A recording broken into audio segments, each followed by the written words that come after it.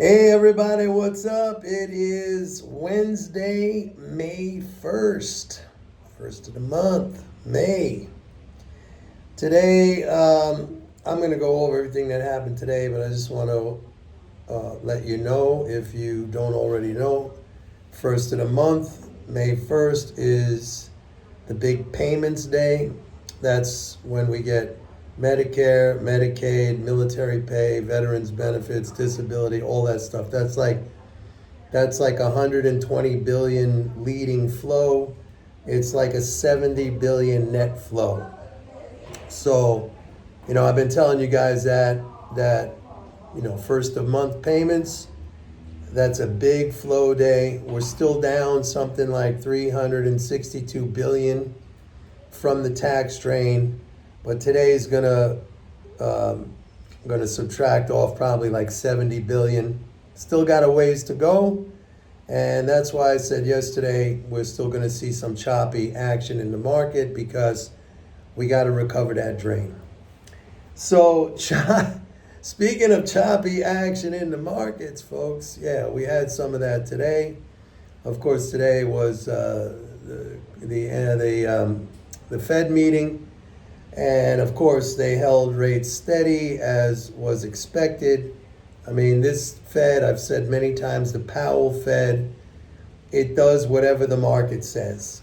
So it's almost kind of silly to have a central bank, which is this autonomous institution, and yet it sets policy according to what the market basically dictates or what market expectations are. When the Fed is essentially, the central bank essentially is a monopolist, and I've spoken about this in the past. Can you imagine John D. Rockefeller of Standard Oil, if he went around to all his little competitors and say, ask them, what price you think I should price my oil?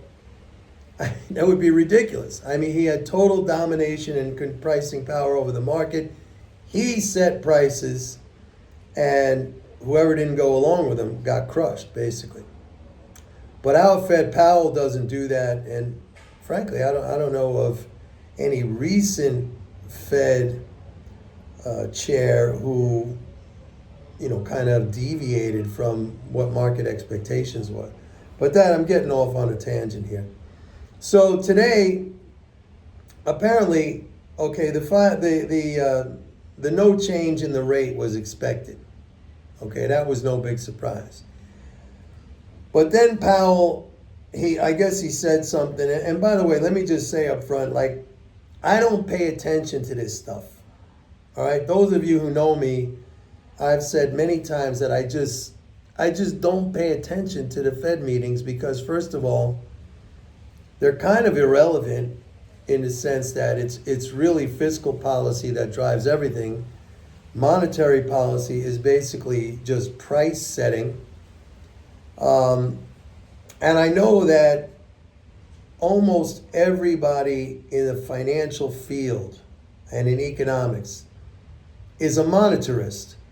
And I also know that their understanding of monetary policy is wrong. It's flawed. I mean, it's backward.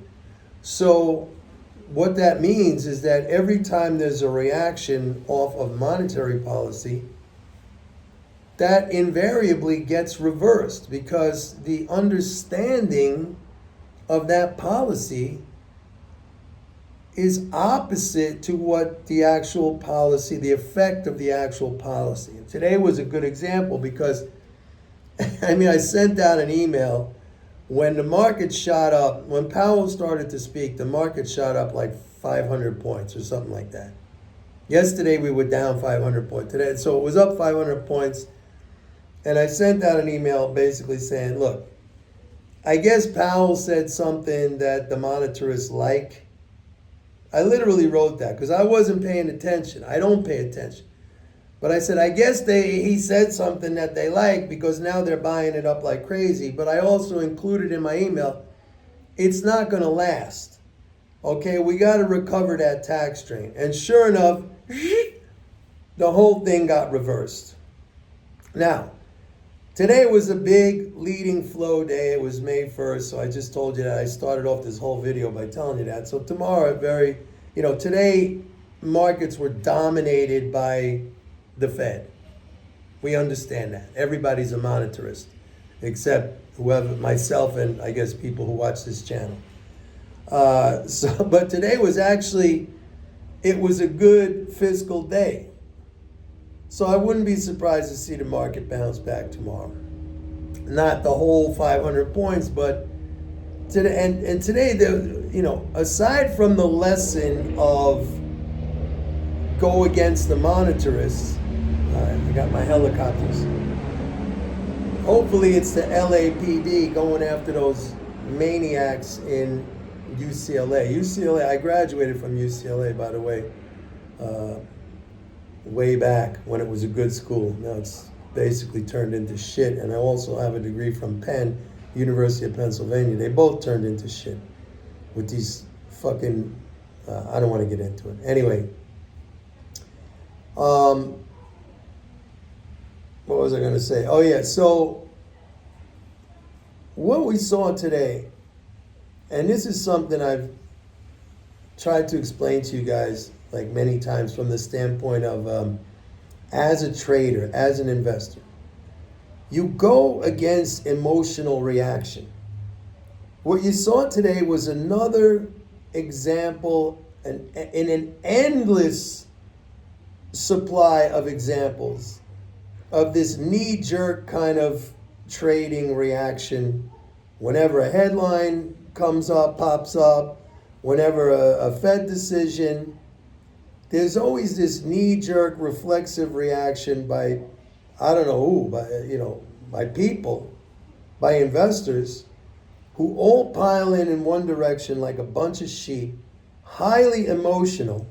Okay, there's no thought behind it. The only thought that might be in there is this ingrained belief or how they subscribe to the idea of monetarism and monetary policy. Okay, it's like tattooed onto their brain that when the central bank does something, right? They're printing money. Or, they're draining. Never do they understand that all this stuff is really just a change in the composition of assets in the economy.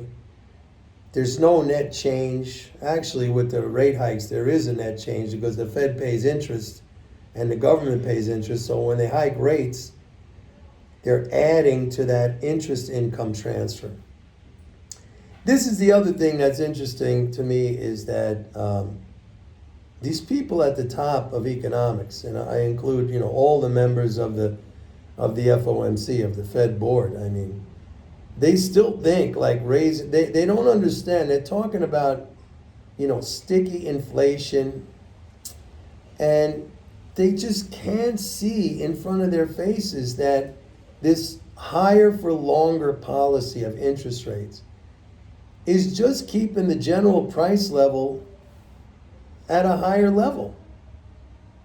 And, but they continue on with this belief that if only we raise it a little bit more, Now, initially that rally, and again, I'm not sure because I don't pay attention, but I read some stuff. Initially that rally was triggered because the monetarists got happy that the Fed wasn't talking about raising rates. They're just talking about keeping rates here. So, they got real happy about that. And like they drove the market up, 500 points. And then I guess Powell said something that just caused it to dump. But how do you make money like this? You cannot. Believe me, you cannot. I mean, these people are getting chopped up to ribbons. They're getting chopped up to ribbons.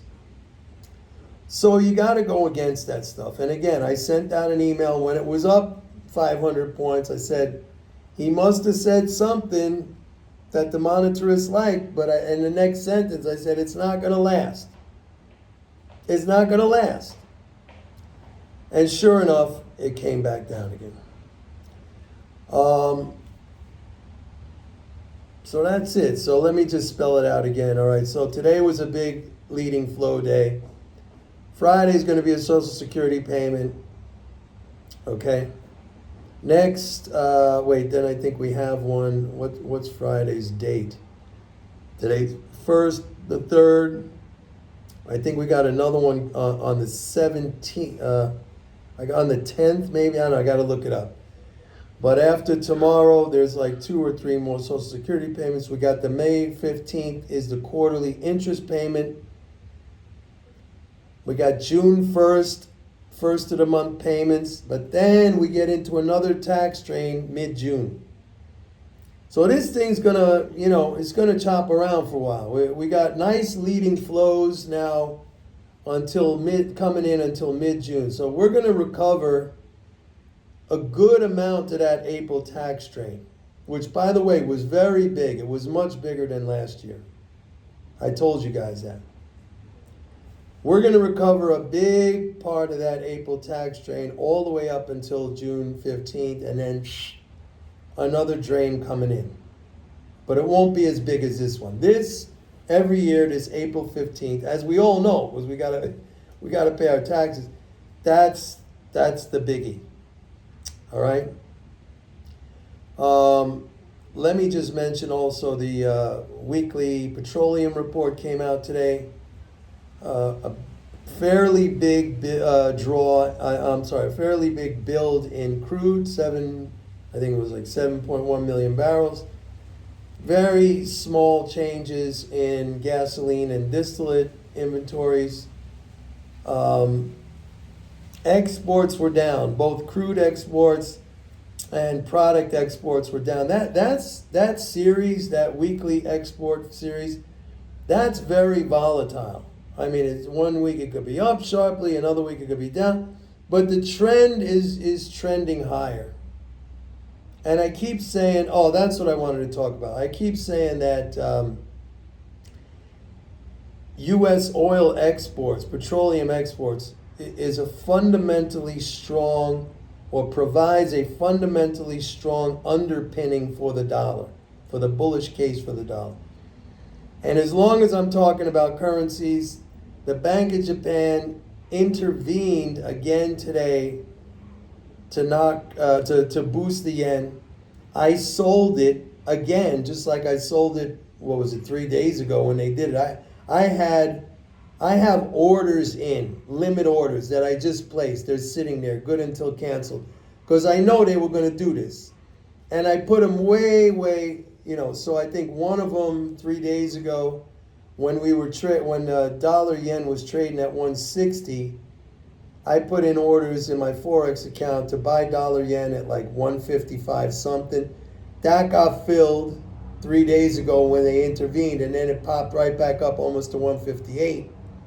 I had another order in to buy at like 154 something dollar yen.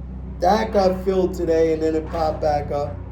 So, I mean, that's how you do it. I've often, got helicopters here. I've often said, like, this is kind of like going fishing. I use if you like fishing, I love going fishing. You bait your line, you cast it out there, maybe several lines, you cast them out, and you wait. You just wait. That's what it is. And the same thing with stock trading or stock investing. I have buy orders in my favorite stocks below the market, and I put them out there as good until canceled, limit orders, and I just wait. If they get filled, great, because I'm buying cheap. If they don't get filled, fine. There's always going to be something. There's always going to be something. I cannot overemphasize that. I've said that to you guys in the past. Don't chase. Don't chase. Don't do this emotional stuff like these crazy, like you see every day. A headline comes out, the Fed says something, Powell says something, something happens in Russia, Ukraine, or in the Middle East. Don't jump around like that and chase after things. You gotta be the anchor. Like I said in the past, like the market is perfectly with, no matter what market. I have Forex, I trade stocks, but the market is willing to pay your price. Happily. Doesn't care. Or you can pay the market's price, like way, way up, or sell way, way down. That's up to you. It doesn't care either way. It's very happy. If you have a low price that you want to buy, it'll almost always give you that opportunity within reason. It's up to you. All it demands is patience and self-control and discipline. And for most people, as simple as that sounds, it's really, really hard. You know what I'm talking about, right? It's really, really hard. It's not hard for me because I trained myself over time. But I used to be like that for years. Like just a wild gunslinger, like chase, like exactly what happened today. Buying on that rally, jumping up, buying at the top, then it would turn around, selling out, then it would go back up again, jumping in again, then it would go back down, selling out, all chopping myself up to ribbons. It's like, I'll give you a story from today. Today was my boxing sparring session. I have it twice a week, but the Wednesday afternoon sessions there, that's open sparring. And there's some good guys in there. There's like some amateur, semi-pro, amateur ranked boxers. And I was sparring with this one guy today, and he was just lighting me up, man. He was lighting me up left and right with ease. And he said to me, how long are you going to keep doing the same thing? Like, I keep getting punched in the face. He said something, and he didn't have much humor. Like, some of these guys I train with, they can light me up. They're better than me, but the atmosphere is fun. I mean, they're lighthearted. They're nice guys. This guy in fact, it was the first time I saw him at the gym. He was serious, man. He wasn't a joker. He wasn't like, hey, this is fun. He was lighting me up left and right. Boom, face, head, body shots. And he said to me, how many times are you going to keep doing the same thing? Like, I was so readable. I'm learning, but I'm trying to transmit this idea to you guys. Like, if you find yourself running after stocks when they're going up and then puking them out when they're going down, I'm asking you, how long are you going to do the same thing? Just like this guy was asking me today. How long are you going to do the same thing? Very simple question. You got to answer. Then when he said that to me, I tried. I tried moving my head a little bit. He was still lighting me up. Mike Tyson was right when he said, everybody's got a plan until they get punched in the face.